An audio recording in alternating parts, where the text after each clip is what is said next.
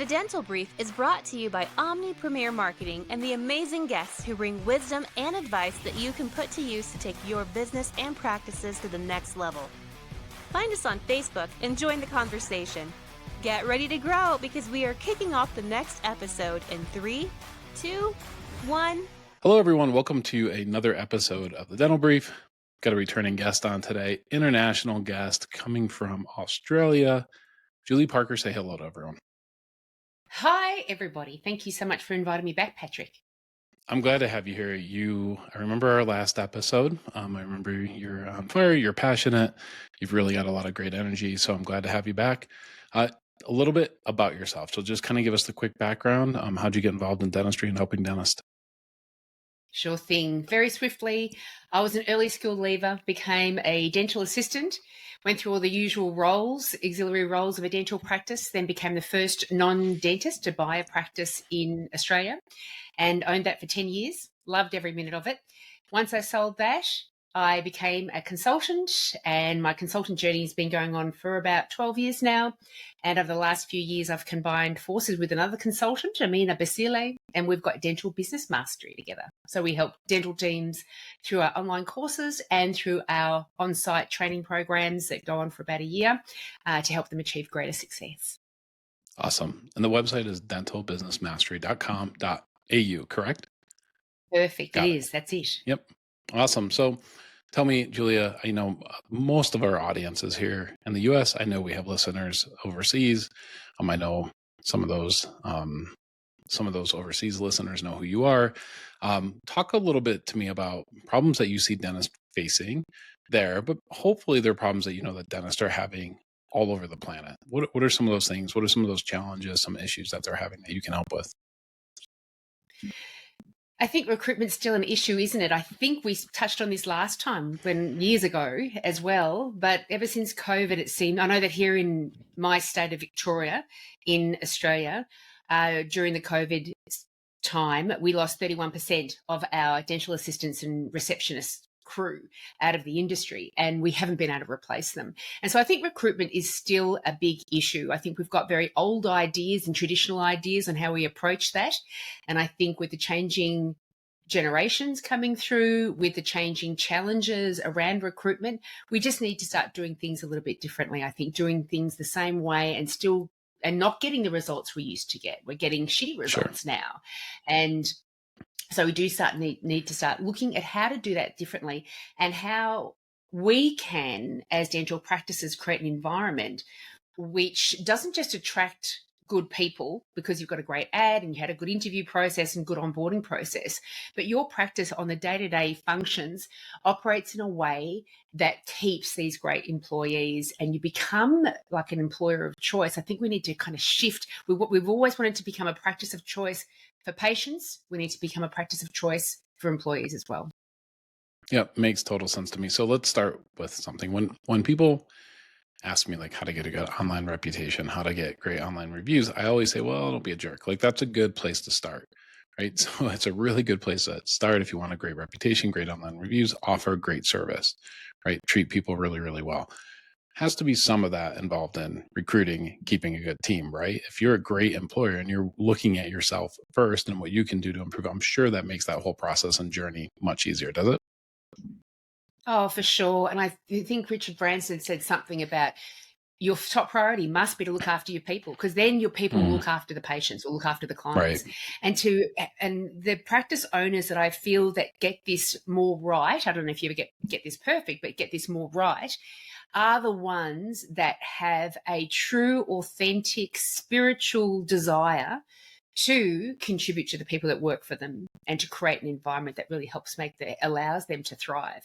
And some of the characteristics of those kind of bosses, they're not the ones that complain that this generation doesn't want to work hard. They're not the ones that complain when people have to take a bit of time off because they're sick or a child is sick or a parent is sick. When people say, I need a holiday, they go, fantastic, where can we make sure that you get sent so you can replenish and come back and give your best?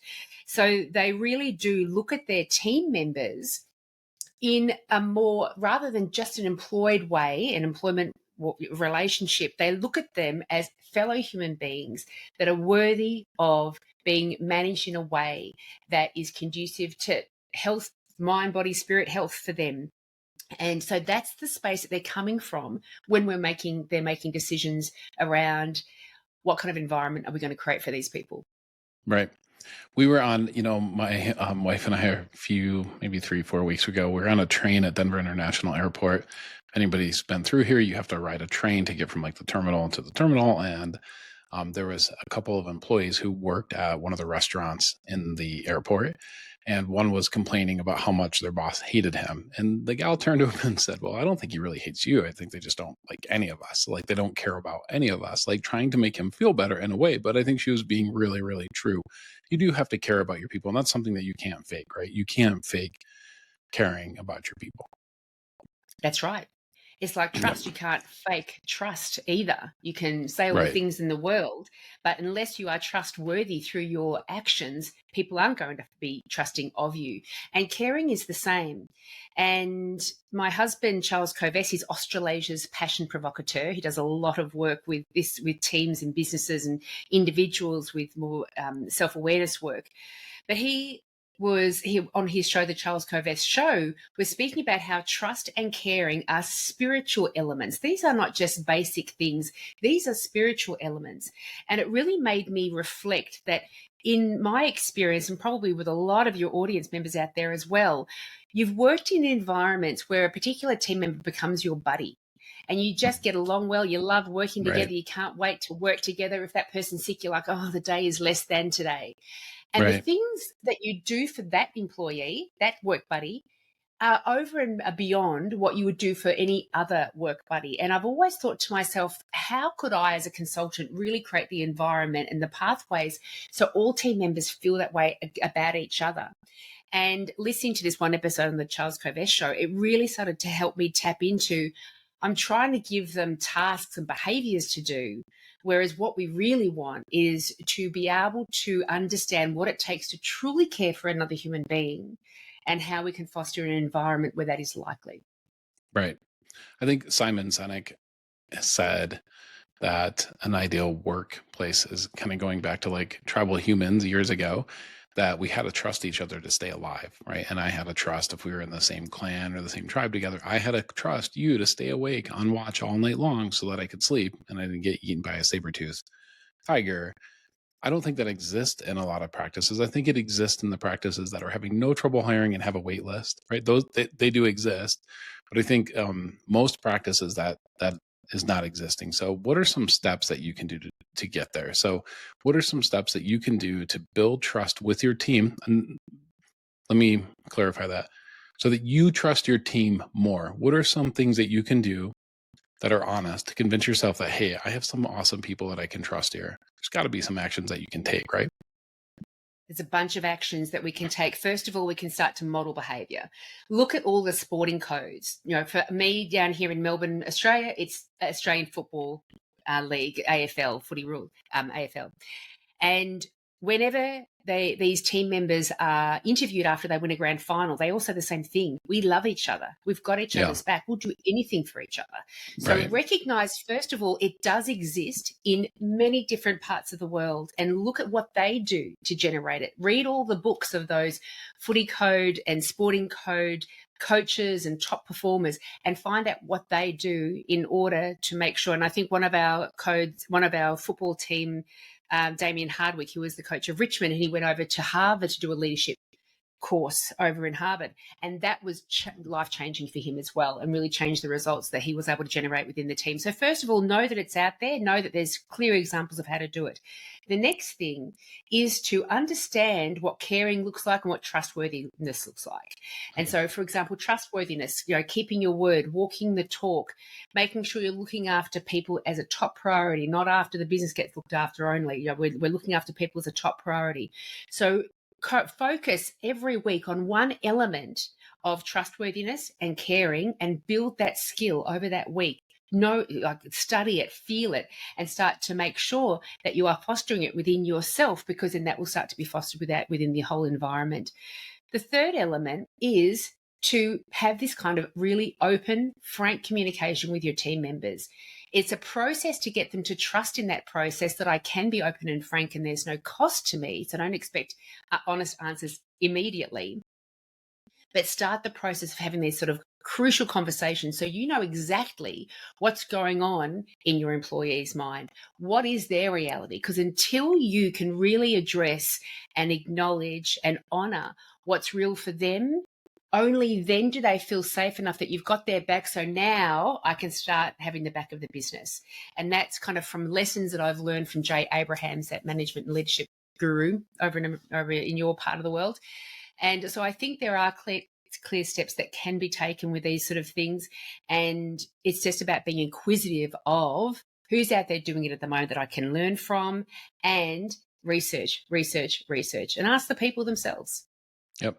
Now, I know a lot of people that are listening are going, okay, Julie, it's easier said than done. And it's true, right? It is actually easier said than done. This takes work, right? This takes something that you actually have to work at. This is like becoming, you used sports analogies. I love them. To become an elite athlete, you practice and you practice and you practice. The greatest don't just show up and play, right? They practice constantly. So what are the things that you can do to practice? You mentioned a couple of books. What else can you look for? Obviously, check out Julia's website, dentalbusinessmastery.com.au. Good place to start. What are some other things that you can do to become an expert at this and make this something you can achieve and get done? If they need those clear step-to-step examples, and we've got our dental practice management course, which is available for aspiring practice managers and practice owners themselves. We go through these steps as part of the modules within our online course. We've actually just had our first US student graduate from Wyoming, so that was a thrill to have him involved for the past year. That's awesome. It is fantastic. And so do tap into dentalbusinessmastery.com.au, because even if it's just to give us a phone call, send through an email, get some direction on what to do next. Doesn't have to, don't charge for just free advice going out there, but we can absolutely give you clear pathways to take to actually start to make differences within yourself and therefore your practice. Always know that the change has to happen within you first. Sure. And as you say, we can have all the best intentions in the world, but if we don't actually take these steps in action, put these things into play, then they're just words. They're meaningless. Yep. Makes sense to me. Julie, I want to thank you so much for taking the time to be here. I appreciate it. Again, I'm going to give the website one more time, dentalbusinessmastery.com.au.